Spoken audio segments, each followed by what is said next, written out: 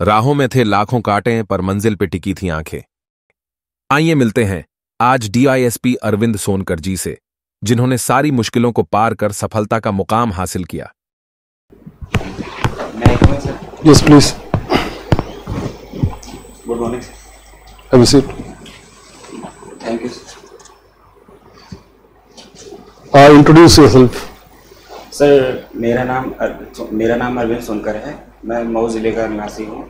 मैंने अपना स्नातक की पढ़ाई इलाहाबाद विश्वविद्यालय से 2019 में भूगोल, अंग्रेजी साहित्य और अर्थशास्त्र विषय से पास किया है।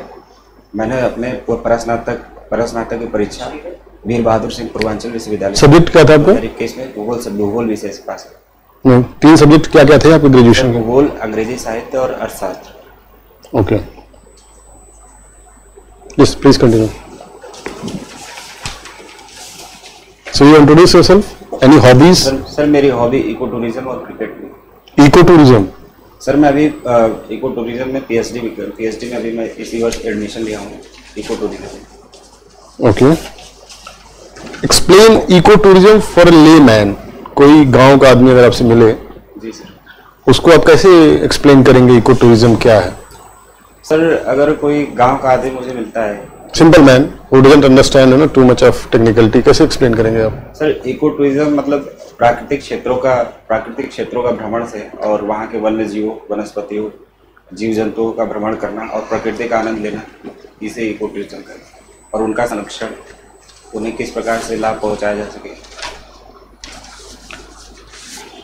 अभी आपने भूकंप की घटनाओं के बारे में सुना होगा। जी सर। क्या तीव्रता थी भूकंप की? जो सर पहले तो 7.8 मैग्नीट्यूड का था, उसके बाद दोबारा आया 7.5 मैग्नीट्यूड। आपको क्या लगता है भारत की, अगर हम प्रिपेयर्डनेस की बात करें या भारत की स्थिति की बात करें डिजास्टर के, how disaster prone India is, and हमारी तैयारी कैसी है? अगर कोई ऐसा भूकंप इंडिया में आ जाए तो कितने तैयार हैं हम इसके लिए? सर अभी मुझे ऐसा लगता है कि अभी भूकंप पे हमें और काम करने की आवश्यकता है। जैसे कि अगर एग्जांपल के तौर पे ले तो उत्तर भारत का जो मैदान है वो मुलायम चट्टानी संरचना से बना हुआ है। इसकी संरचना अवसादों से निर्मित है और ये हमारे उत्तर भारत में जनसंख्या की सघनता अधिक है, जबकि ये भूकंपीय जोन 4 में आता है। तो यहाँ पे भूकंप रोधी इमारतों का निर्माण उतने अच्छे तरीके से नहीं हुआ है, जिसको हमें करने की आवश्यकता है। और हमें अभी आपदा पे और भूकंप पे में और काम करने की आवश्यकता है, जिसमें भूकंप रोधी इमारतों का निर्माण हो। लोगों को अगर अचानक से भूकंप आते हैं तो उसके लिए हमें पहले से प्रिपेयर होना पड़ेगा। जो अभी सीरिया और टर्की में भूकंप आया, उसमें तकरीबन 30,000 लोग मरे हैं, जो कि कहा जाता है काफी बड़ी संख्या है। जी सर। इसके पीछे मुख्य कारण क्या है? सर इस भूकंप के पीछे मुख्य कारण देखा जाए तो मैं जहाँ तक समझ पाता हूँ 2 कारण इसके कह सकते हैं। जैसे एक प्राकृतिक, एक मानवीय कारण। प्राकृतिक कारण में जो तुर्की और सीरिया का जो है जंक्शन पॉइंट, वो 4 प्लेटों के मध्य स्थित है। एक अरेबियन प्लेट और एक उत्तर में यूरेशियन प्लेट और नीचे अफ्रीकन प्लेट है और एक खुद अनातोलिया प्लेट पे तुर्की स्थित है। तो वहाँ पे नॉर्मल फॉल्ट जो है उनके मध्य में प्लेटों के टकराव से, मतलब फॉल्ट की वजह से ये भूकंप आया है। और एक मानवीय कारण में सर वहाँ पे ये है कि जैसे वहाँ की गवर्नमेंट ने वहाँ के जो लोकल बिल्डर्स हैं उनके ऊपर अगेंस्ट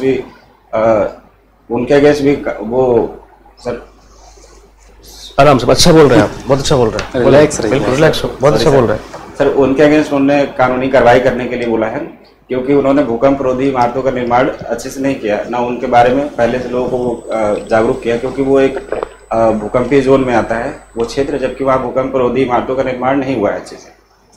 तो क्या लगता है आपको, टर्की सीरिया इसके पहले भी भूकंप आते रहे हैं या पहली बार ऐसा भूकंप आया? सर इसके पहले भी भूकंप आए हैं वहाँ पे, लेकिन इसके पहले इतनी तीव्रता से नहीं आया। अच्छा, तो भूगोल का अध्ययन मानव समाज को किस प्रकार प्रभावित करता है?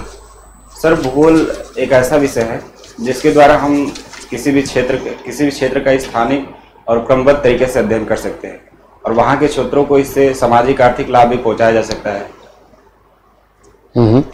एज ए सिविल सर्वेंट भूगोल की क्या उपयोगिता रहेगी आपके, भूगोल के जो आपने ज्ञान अर्जित किया है? सर अगर मैं सिविल सर्वेंट में सेलेक्ट हो जाता हूँ तो मेरा जो भूगोल को लेके परसेप्शन है कि मैं किसी भी क्षेत्र में जाता हूँ तो उस क्षेत्र को पहले भौगोलिक रूप से, क्षेत्रीय रूप से वहाँ के समस्याओं को समझूंगा कि किन क्षेत्रों में, ग्रामीण क्षेत्रों क्या समस्या है और शहरी क्षेत्रों क्या समस्या है, और उनके क्षेत्रीय समस्याओं के आधार पर वहाँ के समस्याओं का निवारण करने का प्रयास करूँगा। अच्छा, सपोज करिए कि आपका सिलेक्शन एसडीएम के पद पे होता है और आपके ही जिले में हो जाता है। जी सर। ठीक है जी सर। तो वहाँ पे क्या भौगोलिक समस्या है? सर मेरे यहाँ सबसे बड़ी भौगोलिक कोई समस्या, 3 भौगोलिक समस्याएं बताइए। सर मेरे यहाँ भौगोलिक समस्या अगर मैं देखूँ ग्रामीण और शहरी दोनों स्तर पे अलग अलग है। जैसे ग्रामीण स्तर पे देखेंगे तो कनेक्टिविटी की समस्या, जैसे दूर गांव तक जाने के लिए समस्याएं नहीं, समस्याएं ज़्यादा हैं। और एक तो सर सिंचाई की समस्या है अच्छी खासी, वहाँ पे जैसे कि नहरों का पानी नहीं उपलब्ध हो पाता है। और सर एक शहरी क्षेत्रों की समस्या देखें तो शहरी क्षेत्रों की अलग समस्याएं हैं। जैसे आप बहुत अच्छा बोल रहे हैं, इसी तरह बोलते जाइए। भूगोल को लेमन लैंग्वेज में कैसे डिफाइन करेंगे जिससे कि एक आम आदमी समझ पाए? सर भूगोल एक पृथ्वी का वैज्ञानिक अध्ययन है। एक लाइन में क्लाइमेटोलॉजी, जियोमॉर्फोलॉजी और ओशिनोग्राफी, इसको डिफाइन करिए। सर क्लाइमेटोलॉजी से यहाँ से पृथ्वी के वातावरण, मौसम का वैज्ञानिक अध्ययन है। और ओशिनोग्राफी में जल विज्ञान का अध्ययन किया जाता है। और जियोमॉर्फोलॉजी में पृथ्वी की ऊपरी संरचना, स्थल मंडल का अध्ययन किया जाता है। रेपो रेट क्या होती है? सर रेपो रेट वह दर है जिसमें रिजर्व बैंक बैंकों को, कॉमर्शियल बैंकों को अल्पकालिक ऋण देता है। इसका इम्पैक्ट क्या होता है? सर इससे मुद्रास्फीति, तरलता पे इम्पैक्ट पड़ता है। अच्छा, एज ए ज्योग्राफर आप उत्तर प्रदेश को ज्योग्राफी के छात्र के रूप में उसको एक्सप्लेन करिए। इसका मतलब ये हुआ उत्तर में क्या है, पश्चिम में क्या है, दक्षिण में क्या है? जी सर उत्तर प्रदेश के दक्षिण में पठारी क्षेत्र है, उत्तर में हिमालयी क्षेत्र है, और पूर्व में मैदानी क्षेत्र है, और पश्चिम में मैदानी क्षेत्र है। और उत्तर प्रदेश फूड ग्रेन्स में किस फूड ग्रेन्स में माना जाता है सबसे ऊपर है? सॉरी सर, मैं उत्तर प्रदेश किस खाद्यान्न में सबसे उच्च स्थान माना जाता है? सर गेहूं के उत्पादन में। ठीक है। ग्लेशियर मेल्टिंग, अगर ग्लेशियर मेल्ट करता है तो उसका इम्पैक्ट क्या होगा? सर ग्लेशियर मेल्टिंग से एक तो सी लेवल इंक्रीज कर सकता है, जो स्मॉल आइलैंड्स हैं उनके डूबने का चांस बढ़ जाता है। और सर वो जो पहाड़ी क्षेत्र है वहाँ पे रहने वाले लोगों को भी समस्याएं हो सकती हैं, नदियों में बाढ़ आ सकता है, फ्लैश फ्लड की समस्याएं बढ़ सकती है। फिजी, अभी 2 कारण बताइए जिससे कि चर्चा में। सर अभी जैसे कि जलवायु परिवर्तन सम्मेलन हुआ था, उसमें फिजी को लेकर चर्चाएं थी, क्योंकि सी लेवल, अभी आईपीसीसी की रिपोर्ट जो आई है उसमें बताया गया कि सी लेवल तेजी से इंक्रीज कर रहा है। तो फिजी सी लेवल से मतलब बहुत ज़्यादा ऊपर नहीं है, तो उसके डूबने के चांसेस ज़्यादा हैं। दूसरा मैं सोच नहीं पा रहा। आईपीसीसी का फुल फॉर्म क्या होता है? Inter governmental panel on climate change. ठीक तो बोल रहे हो सर? ठीक सर। आप मऊ जनपद से आते हैं, तो अगर मान लीजिए कोई बाहरी व्यक्ति आपके जनपद में आता है तो पर्यटक क्षेत्र के रूप में किन्हीं 3 जगहों को आइडेंटिफाई करिए जहां उसको जाना चाहिए, मऊ के इतिहास को या धार्मिक या सांस्कृतिक जो भी स्थान है उसको पहचानने के लिए। सर एक तो मऊ जिले में वनदेवी माता का मंदिर है। जब सीता माता को वनवास हुआ था तो ऐसा कहा जाता है कि वो वहाँ पे रहती थी, तो एक ये मंदिर है। और सर एक घाघरा नदी हमारे मऊ जनपद से जाती है, वहाँ पे दोहरी घाट एक जगह है जहाँ पे एक पर्यटन स्थली बनाया गया है, और वहाँ पे बताया जाता है कि दो देवताओं का मिलन स्थल है। और सर और मऊ जिले में ही एक पार्क भी बनाया गया है, सर रिकॉल नहीं कर पा रहा सॉरी। आपने इलाहाबाद विश्वविद्यालय से पढ़ाई की है और अभी आपका रिसर्च चल रहा है। जी सर। तो इलाहाबाद विश्वविद्यालय में एक छात्र नेता थे जो भारत के प्रधानमंत्री भी हुए। जी सर। क्या आप पहचान रहे हैं? मैं किसे पूछ रहा हूँ? सर मैं वो रिकॉल करने का प्रयास कर सकता हूँ, कंफर्म नहीं बता सकता। ठीक है, ट्राई करिए। विश्वनाथ प्रताप सिंह नहीं, चंद्रशेखर जी थे, वो छात्र संघ अध्यक्ष थे और उनको युवा तुर्क भी कहा जाता था। जो गंगा का मध्य मैदान है, या हमारा जो पूर्वी उत्तर प्रदेश है, उसमें किस तरह का आदिवास प्रतिरूप आप देख पाते हैं? किस किस टाइप का आदिवास प्रतिरूप है? सर सखर नदीवास वहाँ प्रतिरूप है। कुछ प्रकार आपको याद आ रहे हैं? जी सर, जैसे दो नदियों के बीच में देखते हैं तो त्रिभुजाकार प्रतिरूप नजर आता है, और जितनी सड़क है, सड़क हाईवेज, उनके किनारे जो है कि रेखीय प्रतिरूप नजर आता है। और सर यही 2-3 बार शोध कर रहा हूँ सर, अर्य प्रतिरूप भी है।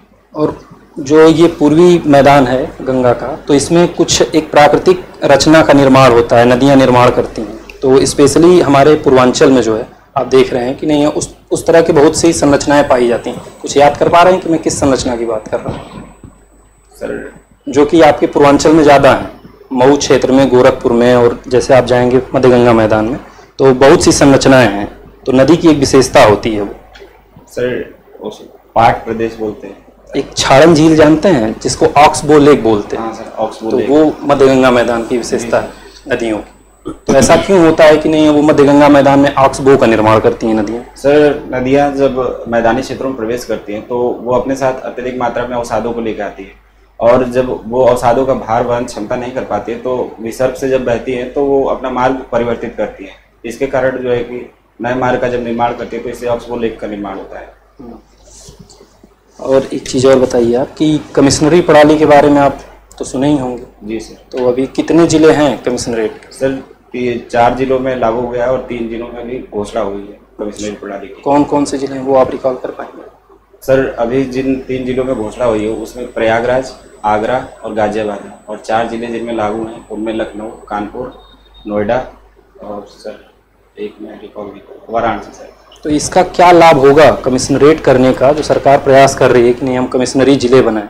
तो कमिश्नरी जिले बनाने का उद्देश्य क्या है और इसके क्या क्या लाभ हो सकते हैं कमिश्नरेट बनाने के? सर एक जैसे ये कमिश्नरी प्रणाली जहाँ लागू की जा रही है तो बड़े बड़े जिले हैं और प्रशासनिक दृष्टिकोण से बेहतर हो सकता है हमारे लिए। जैसे वही मैं पूछना चाह रहा हूँ आपसे कि क्या क्या लाभ हो सकते हैं उसके, जैसे 1-2 पॉइंट आपको कुछ याद आ सर रहा है? लॉ एंड ऑर्डर को बेहतर किया जा सकता है। सर सॉरी इसकी इच्छा है सर। कोई बात नहीं। अच्छा ये बताइए, मऊ में कुछ सूत का काम होता है, बहुत फेमस होता है, तो क्या लाभ है वहाँ लोगों को? और कुछ मिलें हैं जो वहाँ अभी बंद पड़ी हुई हैं। जी सर। तो अगर उसको स्टार्ट किया जाएगा तो रोजगार सृजन में वो कैसे सहायक हो सकती है? सर जैसे कि मऊ पहले से हथकरघा उद्योग के लिए प्रसिद्ध है, तो वहाँ पे जो अवसंरचना की समस्या सबसे बड़ी समस्या है कि वहाँ के मिले और उनको समय से उनको मशीनें जो पुरानी हो चुकी हैं और मिल भी बहुत पुरानी हो चुकी हैं, तो वहाँ पे अगर नए अवसंरचना को लाया जाता है तो मऊ जिले में ऐसा देखा जाता है प्रवास की समस्याएं भी आती हैं। रोजगार के लिए लोग प्रवास के लिए मुंबई, दिल्ली जाना पसंद करते हैं, तो एक तो रोजगार की समस्या भी का भी समाधान होगा और प्रवास की भी समस्या को कम किया जा सकता है। और सर मऊ का जो कपड़ा उद्योग है उसे और स्ट्रॉन्ग किया जा सकता है, जिससे वहाँ की जीडीपी में वृद्धि होगी। अभी आपके जो जिले के सांसद हैं उनका नाम पता है आपको? जी सर। क्या? अतुल कुमार राय। तो अभी वो कुछ केस में निरुद्ध चल रहे हैं और जेल में हैं, तो इस तरह के लोगों का जो निर्वाचन है वो भारतीय संवैधानिक व्यवस्था के लिए किस तरह से खतरा उत्पन्न कर सकता है? सर मुझे ऐसा लगता है कि जैसे हमारे संविधान में प्रावधान भी है कि संविधान में जो आरपीए एक्ट है उसमें प्रावधान है कि जो खतरनाक अपराधी हैं, चाहे वो रेप के अत्याचारी हों, चाहे ऐसे अपराधी हैं, उनको अगर कोर्ट जस्टिफाई करता है, जब तक उनको अदालत उनके खिलाफ निर्णय नहीं देता तब तक हम उसे मुजरिम नहीं मान सकते। तो अगर वो इसमें पाए जाते हैं, उसमें अगर उनको प्रूफ हो जाता है तो उन्हें 6 साल के लिए चुनाव लड़ने से वो किया जाता है, और अगर रेप का केस है तो उन्हें आजीवन वो चुनाव नहीं लड़ सकते। आपके जिले से एक सांसद थे जिनको मऊ का विकास पुरुष कहा जाता है, जिन्होंने मऊ की तस्वीर बदल दी थी, कौन थे वो? सर कल्पना राज। ठीक है। अभी आपने भारतीय बजट जो प्रस्तुत किया है वित्त मंत्री ने, देखा है? सर सॉरी सर, मैं अभी पढ़ नहीं पाया, जाके देखा। अच्छा, बागेश्वर धाम कंट्रोवर्सी चल रही है। जी सर। क्या जानते हैं आप इसके बारे में और क्या मत है आपका? सर मैं इसमें बहुत ज़्यादा, मेरे व्यक्तिगत मत कुछ है नहीं, मैं इसमें बहुत ज़्यादा कुछ सोचा नहीं होगी, लेकिन मुझे ऐसा लगता है कि इस मामले में जैसे व्यक्ति की जो व्यक्तिगत आस्था है उस पर चोट नहीं होनी चाहिए। बहुत लोग उन पर विश्वास भी करते हैं और बहुत लोग इसके अगेंस्ट भी हैं, लेकिन मुझे ऐसा लगता है कि ये व्यक्तिगत चॉइस का मसला है। अगर आप मान लीजिए आप जहाँ पे एसडीएम आपको पोस्टिंग मिली, अगर वहाँ पे इनका प्रोग्राम होने वाला है जी सर। और आपके पास परमिशन के लिए आयोजकों ने आपको संपर्क किया, तो क्या प्रतिक्रिया होगी आपकी?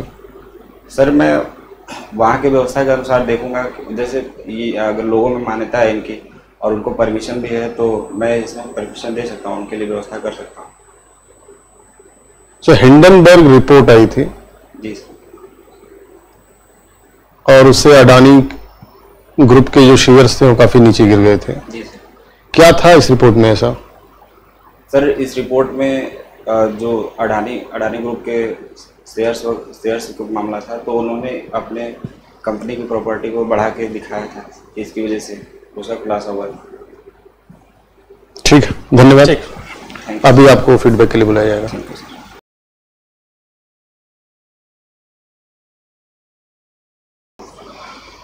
आइए अरविंद जी, बैठिए। कैसा रहा आपका अनुभव? सर मुझे ऐसा लगता है कि थोड़ा कॉन्सेप्चुअल क्वेश्चन जो है करंट के हैं उसमें मेरी तैयारी अच्छी नहीं है। हाँ, तो इसका कारण ये है कि सर मैं पिछले 4 महीने से हॉस्पिटल में था, मेरी माता जी बीमार थी, अभी कुछ दिन पहले उनकी डेथ हो गई। तो सर मैं एकदम इस बारे में कुछ पढ़ ही नहीं पाया, ना बजट पढ़ पाया, ना ये हिंडनबर्ग की रिपोर्ट, करंट के टॉपिक का मुझे तैयार नहीं। इंटरव्यू कब है आपका? सर 27 फरवरी को। अरे इंटरव्यू तो आपका बिल्कुल पास है। हाँ सर। तो लेकिन आप फिर भी एक बार सरसरी निगाह से जो हॉट टॉपिक्स हैं, हिंडनबर्ग, बागेश्वर धाम कंट्रोवर्सी, फिर आपका रामचरितमानस कंट्रोवर्सी पे मतलब क्योंकि सभी को पता होता है तो इनिशियली करंट के ज़्यादा पूछे जाते हैं, फिर अब आप लोग आके बाहर बता दोगे कि भाई ये पूछ लिया गया तो फिर बोर्ड मेंबर फिर गियर बदल लेंगे, है ना। तो ये सब थोड़ा देख लीजिएगा।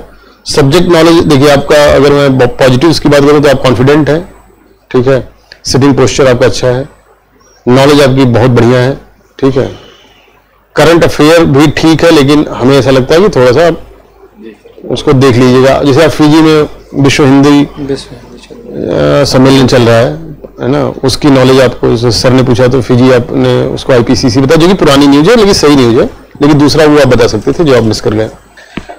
एरिया ऑफ इम्प्रूवमेंट आप शेविंग करिए, शेविंग करके जाइएगा, टाई लगा लीजिएगा। अगर आपको ब्लेजर ना पहनना हो तो ना पहनिए, बट मेरा ये पर्सनल मानना है कि अगर ब्लेजर पहनने से 1 नंबर भी मिलता हो, ड्रेस मेरा आज शाम को बन के आएगा, तो मैं सर से वही बोला था कि सर 1 दिन बाद होगा। ठीक है। लेग आपका सेक कर रहा था, थोड़ा आप पीछे बैठ सकते हैं, कुर्सी के पूरे जो पूरा है ना, ये सपोर्ट ले लो, पूरा कुर्सी को यूज करिए, है ना। बाकी तो हाँ सब फर्स्ट क्लास है। आप बाकी कपड़े पे अगला अगर कोई मौका दे और नहीं दे रहे हैं तो भी कोई बात नहीं है, तो शीशे के सामने आप खड़े होकर प्रैक्टिस कर लीजिएगा। बाकी हमको लगता है आप में बहुत पोटेंशियल है, हम सभी को ऐसा लगता है, और आप एक सीट लेके अवश्य आएंगे और इसी भरोसे के साथ आप अंदर जाइएगा कि कहीं ना कोई एक सीट तो आपको मिलनी है। बेस्ट प्रयास करिएगा, बाकी तो अच्छा। एक चीज जो मैंने ऑब्जर्व किया कि जब आप कॉन्फिडेंट नहीं होते हैं जिस क्वेश्चन पे, वहां आपका पिच स्लो हो जाता है। सेम प्लेस पे बात करो ना, आप बोल तो रहे हो, अगर गलत भी है तो गलत हो गया ना, तो पिच सेम हो जाए। वो चुभने लग रहा है सर, ना लग रहा है कि नहीं है, वो नहीं आ रहा है, लेकिन आप बस बोल रहे हो, तो वो हम लोग को ये सामने वाले को पता ही ना चले, सामने वाला सब कुछ जानता है, ऐसा बिल्कुल भी नहीं है। आप अगर झूठ बोल रहे हो ना, तो बोल के निकल जाओ सही से। आप अपनी कमजोरियों को छुपा ले चाहिए, जो आपके प्लस पॉइंट्स हैं उनको टारगेट करिए कि नहीं है वो उभर के आने। सर ने जो कहा कि पोटेंशियल दिखता है, हम लोग को दिखता है कि सिलेक्शन आपका हो सकता है, बिल्कुल हो सकता है। मैं थोड़ा सपोर्ट कर देगा तो हो जाएगा। ठीक है। न्यूज़पेपर जरूर देखिए आप, जितना भी समय है आपके पास, क्योंकि पीछे का भी मैटर उसमें लगभग आपको मिल जाएगा। तो अभी पुराने ये फायदा होगा कि नहीं, आप अपडेट हो जाएंगे चीज। या कोई रिफ्रेशर उठा के देख लीजिए, कोई फरवरी का या जनवरी का, कोई अपने इंस्टीट्यूट से अगर मैगजीन आती है मैगजीन देख लेंगे तो उसमें ज्यादा एरिया कवर हो जाएगा। ठीक है, हम सब की तरफ से शुभकामनाएं, बहुत शुभकामनाएं, और आपको फीडबैक पेपर मिल जाएगा। मजबूत रहिए, थोड़ा जो होना था हो गया। प्रिय अभ्यर्थियों, 67th बीपीएससी मुख्य परीक्षा के परिणाम घोषित हो चुके हैं एवं निश्चित रूप से सफल अभ्यर्थियों ने अब इंटरव्यू संबंधी अपनी तैयारी को दिशा देना आरंभ कर दिया होगा। आपके इसी प्रयास को और अधिक शक्ति देने के उद्देश्य से द स्टडी संस्थान ने मणिकांत सर के निर्देशन में निःशुल्क बीपीएससी मॉक इंटरव्यू प्रोग्राम आरंभ करने का निर्णय लिया है।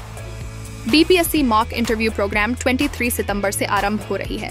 यह मॉक इंटरव्यू प्रोग्राम हिंदी तथा इंग्लिश दोनों माध्यमों के लिए उपलब्ध है। अतः मुख्य परीक्षा में सफल सभी अभ्यर्थियों से विनम्र निवेदन है कि अपनी इंटरव्यू संबंधित तैयारी को और अधिक गति प्रदान करने हेतु स्क्रीन पर दिए गए नंबरों पर कांटेक्ट कर अपना रजिस्ट्रेशन जल्द से जल्द कराएं। Thank you.